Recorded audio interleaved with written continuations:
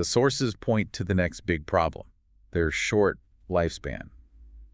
The data says they last for about 15,000 hours. 15,000 hours. On paper, that sounds kind of decent. But in a place that's running all the time, that means they're constantly burning out. Constantly.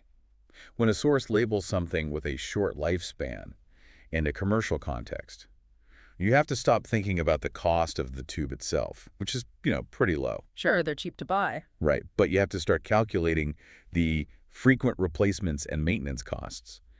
Every single time a tube fails, it sets off this whole chain reaction. Okay, walk me through that. So, someone notices the light is out. The facility manager has to schedule a guy.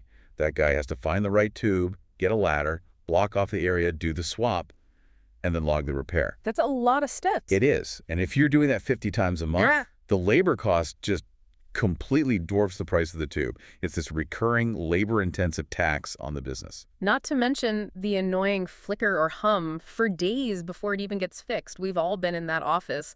That's the user experience cost. Yeah. It's harder to put a number on, but it's definitely real. But let's get to the core technical piece here.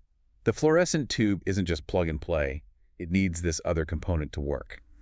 And that would be the infamous ballast. Correct. The ballast. It's basically this electromagnetic box that gives the tube the initial jolt of power to light up the gas, and then it regulates the current.